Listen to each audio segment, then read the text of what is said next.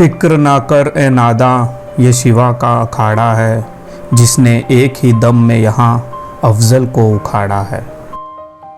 ये है किले प्रतापगढ़। 10 नवंबर सन 1659 हिंदवी स्वराज के इतिहास का एक ऐसा दिन जिसने मराठाओं के इतिहास को बदल कर रख दिया।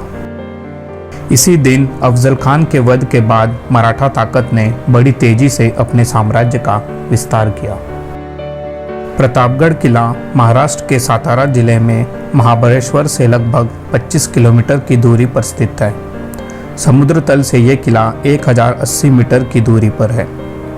छत्रपति शिवाजी महाराज के आदेश पर ही मंत्री मोरोपंत पिंगळे ने ईस्वी सन 1656 में नीरा और कोयना नदियों के किनारों की रक्षा के लिए प्रतापगढ़ किले का निर्माण करवाया था।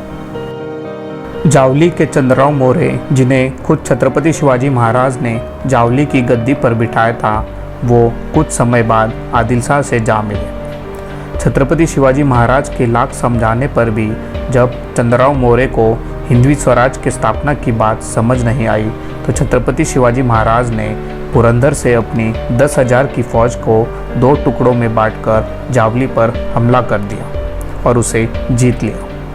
सन 15 जनवरी 1656 को जावली हिंदवी स्वराज में शामिल हो गई। जावली के साथ चंद्रगढ़, मकरंदगढ़ और चांबरगढ़ भी स्वराज का हिस्सा बन गए। इस युद्ध में चंद्रराव मोरे की ओर से जो कुछ प्रख्यात व्यक्ति लड़े वो थे मुरारबाजी देशपांडे, प्रतापराव मोरे और हनुमंतराव मोरे। छत्रपति शिवाजी महाराज की ओर से लड़ने वाले कुछ प्रख्यात व्यक्ति थे रघुनाथराव सबनीस, संभाजी कावजी, सूर्यराव काकड़े, कान्होजी नाईक जेदे, बांदल देशमुख और सिलिमकार देशमुख। अफजल खान के वध से पहले हमें अफजल खान कौन था या उसकी मानसिकता किस प्रकार की थी, इसे समझना बेहद महत्वपूर्ण है। यूँ तो अफजल खान वाई का सूबेदार था, मगर वो अपने पत्रों में जिन सिक्कों का उपयोग करता था उन सिक्कों पर कुछ इस प्रकार के अल्फाज लिखे हुए होते थे: गर अर्ज कुनत सिफार अल फजल फुजाल व फजल अफजल अजहर मलकी बजाय तस्बी आवाज़ आयत की अफजल अफजल। इसका अर्थ है, अगर आकाश उत्कृष्ट लोगों की उत्कृष्टता और अफजल की उत्कृष्टता की तुलना करे तो जप माला के हर एक मोती के प्रत्येक देवदूतों से एक ही आवाज़ आएगी, अफजल अफजल। ये दिखाता है कि अफजल ही सर्वश्रेष्ठ है। ये उसकी मानसिकता को दिखाता है। इतना ही नहीं, उसने बीजापुर के पास एक गांव का नाम भी अफजलपुर ऐसा रखा है। इससे हमें यह देखने को मिलता है कि वो खुद को कितना सर्वश्रेष्ठ समझता था। उस समय के प्राप्त कुछ शिलालेखों से हमें ये पता चलता है कि अफजल खान खुद के लिए कुछ विशेषण लगाता था, जैसे कातिल ए मुतमरिदान व काफिरान, यानी बंडखोर और काफिरों का कत्ल करने वाला। एक और जो विशेषण है वो है शिकनंदा ए बुताम, यानी मूर्तियों को फोड़ने वाला। अफजल खान ने मंदिरों व मूर्तियों को तोड़ने के अनेक सबूत हमें आज देखने को मिलते हैं। शिव भारत, शिव काव्य और 4 जुलाई सन 1650 के चौल के पोर्तुगीज पत्र में भी हमें इस बात का उल्लेख देखने को मिलता है। सन 1659 से पहले मराठाओं की कुल देवत तुळजा भवानी के मंदिर को भी क्षति पहुंचाने के अनेक प्रमाण हमें देखने को मिलते हैं। पंढरपुर के विठोबा मंदिर के तोड़फोड़ के भी हमें कई प्रमाण शिव भारत में देखने को मिलते हैं। इन सब प्रमाणों के उपलब्ध होने के बावजूद भी महाराष्ट्र में अफजल मेमोरियल ट्रस्ट जैसे उपक्रम चलाए जाते हैं, ये एक शर्मनीय तथा शोकजनक बात है। किसी भी युद्ध में इंटेलिजेंस ब्यूरो का एक महत्वपूर्ण स्थान रहता है। इससे युद्ध में भी इस हेर खाते के साथ साथ छत्रपति शिवाजी महाराज के वकील पंताजी बोकिल और अफजल खान के वकील कृष्णाजी भास्कर की भी एक महत्वपूर्ण भूमिका रही है। अफजल खान के वकील कृष्णाजी भास्कर का एक ही प्रयत्न था कि किसी भी तरह छत्रपति शिवाजी महाराज को प्रतापगढ़ से बाहर निकाला जाए। कृष्णाजी भास्कर छत्रपति शिवाजी महाराज से मिलकर कहते हैं कि खान आजम अफजल खान मोहम्मद शाही बीजापुर से वाई आए हैं। उनके आपके पिताजी शाहजी राजे भोसले के साथ भाईचारे के संबंध है। कृपया कर आप खान साहब से मिल लीजिए। वो आपको आदिल शाह बादशाह से बात कर आपको कोकण प्रांत की जहांगीरी दिलवा देंगे। आपके जीते हुए किले भी आप ही के पास सौंपे जाएंगे, बस आप खान साहब से मिल लीजिए। इतना कहकर कृष्णाजी भास्कर अफजल खान का पत्र छत्रपति शिवाजी महाराज को सौंप देते हैं, जो पत्र कुछ इस प्रकार है। आपने आदिल शाह के मुल्क को जीतकर आदिल शाह बादशाह को काफ़ी नाराज़ किया है। आदिल शाह के हुक्म से 6 प्रकार के लश्कर फौज हमारे साथ आए हैं। हमारे दिल में भी काफ़ी आक्रोश है और हमारे सभी सरदार आपसे युद्ध करना चाहते हैं। इसलिए हम आपको ये हुक्म करते हैं कि अगर आप युद्ध नहीं चाहते हो तो आपके सारे किले हमारे कब्ज़े में दे दे और आदिल शाह की सरदारी स्वीकार करें। इस पर छत्रपति शिवाजी महाराज ने अफजल खान की प्रशंसा करते हुए कहा, हमें खान से काफ़ी डर लगता है। हम उनके पास वाई जाए, इससे अच्छा है वे हमारे पास जावली में आकर मिले। इससे हमारी गरिमा और वैभव भी बढ़ेगा और हमें उनसे कोई भय भी नहीं रहेगा। अफजल खान अगर जावली आते हैं तो हम खुशी खुशी से हमारा सारा प्रांत उनके चरणों में रख देंगे।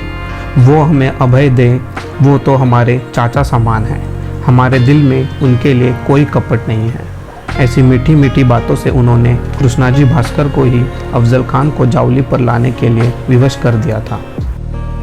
छत्रपति शिवाजी महाराज ने अपने वकील गोपीनाथ बोकील को अफजल खान के वकील कृष्णाजी भास्कर के साथ अफजल खान से मिलने के लिए भेजा, मगर इससे पहले छत्रपति शिवाजी महाराज और उनके वकील गोपीनाथ बोकील इनके बीच एकांत में अपने खलवत खाने में जो बातचीत हुई उसका उल्लेख सभासद कुछ इस प्रकार करते हैं। काका, खान की भेंट लेकर उनसे बोलचाल करे, खान से क्रिया शपथ ले, खान भी तुमसे शपथ मांगे तो दे दे, बिना किसी विचार के तुरंत शपथ दे दे। किसी भी प्रकार से खान को जावली में लेकर आए, जो शपथ देनी हो दो, मगर खान को जावली लाए। खान के मन में भी हमारे लिए कोई छल कपट है तो उसका भी पता करे। इस पूरे प्रकरण में कृष्णाजी भास्कर केवल एक बार जावली आए थे, मगर छत्रपति शिवाजी महाराज के वकील गोपीनाथ बोकील ये 2 बार खान की छावनी में जाकर वापस आ चुके थे, क्योंकि उन्हें खान से बातचीत के साथ साथ खान की छावनी का भी निरीक्षण करना था। पंताजी गोपीनाथ ने छत्रपति शिवाजी महाराज का जो खत खान को सौंपा वो खत कुछ इस प्रकार था। आप तो हमारे सके हैं, मुझसे हुए अपराध के लिए मुझे क्षमा करें। मैं बादशाह की सरदारी स्वीकारने के लिए तैयार हूँ। कभी भी बिना हुक्म किए कोई काम नहीं करूँगा। मैं पूर्ण रूप से आपका अपराधी हूँ, मुझे माफ़ करें। यह पत्र सुनकर खान के चेहरे पर एक स्मित हास्य पंताजी को साफ दिख रहा था। पंताजी खान से कहते हैं कि आप महाराज से मिलकर सारे गढ़ कोट किले अपने पास ले लें। आप बहुत दयालु हो। आपका शौर्य महाराज साहब जानते हैं। आपकी ताकत का कोई तोड़ नहीं है। आपसे यह अनुरोध है कि आप जावली आएँ। महाराज आपसे जो इतना डरते हैं वो डर भी खत्म हो जाएगा अगर आप जावली आते हैं तो। यह सब सुन खान बहुत खुश था। उसे अपनी जीत दिखाई दे रही थी। बस जावली के घने जंगलों और पहाड़ी इलाकों में जाने की एक चिंता खान को सता रही थी। खान की इस चिंता को भांपकर पंताजी गोपीनाथ खान को ये शपथ दे देते हैं कि महाराज आपके साथ कोई छल या धोखा नहीं करेंगे। आप जावली आकर महाराज से भेंट करें और आपकी पूरी सेना के साथ जावली आए, जिससे आप भी निश्चित रहेंगे। छत्रपति शिवाजी महाराज भी यही चाहते थे कि पूरी सेना के साथ अफजल खान को प्रतापगढ़ और जावली के जंगलों में घेरा जाए, और इसी प्रकार से अफजल खान को प्रतापगढ़ तक लाया गया। सारा मंत्रिमंडल महाराज को खान से आमने सामने की भेंट से मना कर रहा था, तो छत्रपति शिवाजी महाराज ने अपनी कृष्ण नीति का उपयोग कर सबको यह बात बताई कि उन्हें भवानी माता का दुष्टांत हुआ है और उन्होंने अपनी भवानी तलवार मुझे सौंप कर यह कहा है कि तुम निश्चित रहो, इस युद्ध में तुम्हारा विजय होगी। यह कार्य मैं तुम्हारे हाथ से करवा रही हूँ। इस भेंट पर महाराज ने अपनी रक्षा के लिए अंदर से एक चिलकत पहना था, जिससे कोई नोकीला हथियार उनके शरीर तक ना पहुँच पाए। सर पर भी एक लोखंडी जीरे टोप पहना था। हाथ में भवानी तलवार, पीठ पर ढाल और बाएं हाथ में बिछुए के साथ महाराज भेंट के समय सज्ज थे। इस भेंट से पहले महाराज ने अपने मंत्रिमंडल और अधिकारियों से कहा था कि यूँ तो हम इस कार्य को पूर्ण कर ही लेंगे, मगर कदाचित किसी वर्ष अगर कुछ ऊंच नीच हो जाए तो भी आप सब धीर रखकर खान की फौज को पूर्ण रूप से परास्त करें। हमारे पुत्र संभाजी इन्हें राजा बनाकर स्वराज्य का रक्षण करें। आप सभी शूर योद्धा हैं।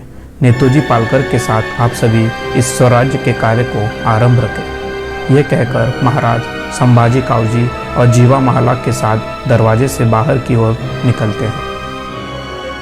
वहीं दूसरी ओर अफजल खान के साथ उसका वकील कृष्णाजी भास्कर और बड़ा सैयद शामियाने में महाराज का इंतजार कर रहे थे। महाराज के वकील पंताजी गोपीनाथ बोकिल सर्वप्रथम शामियाने में प्रवेश कर खान की भेंट लेते हैं। खान भी पंताजी से शानदार शामियाने की प्रशंसा करता है।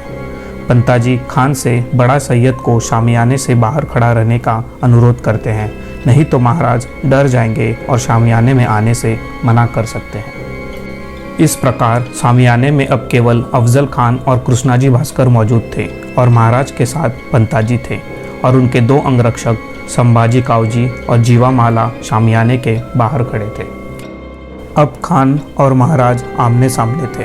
खान महाराज से गले मिलने के लिए अपने कंधों को खोलता है और महाराज की गर्दन पकड़कर उन्हें दबोचकर अपनी कटियार से महाराज पर वार करता है, मगर महाराज ने चील खत पहने हुए के कारण खान के वार बेकार चला जाता है। उसी वक्त महाराज अपने वाग्नक का प्रयोग कर खान की पेट की चर्बी को काटकर अपनी छोटी तलवार या बिछवा से खान के पेट को फाड़कर उसकी आंतड़ियाँ बाहर निकाल देते हैं और अपनी तलवार से खान का धड़ भी गर्दन से अलग कर देते हैं। जीवा माला भी महाराज की रक्षा करते हुए खान के अंगरक्षक बड़ा सैयद का हाथ उसकी तलवार चलने से पहले ही काट देते हैं। कोंडाजी कंग, सूर्यराव काकड़े, येसाजी कंग, सिद्दी इब्राहिम ये महाराज के कुछ अंगरक्षक थे जिन्होंने खान के अंगरक्षकों को मार गिराया।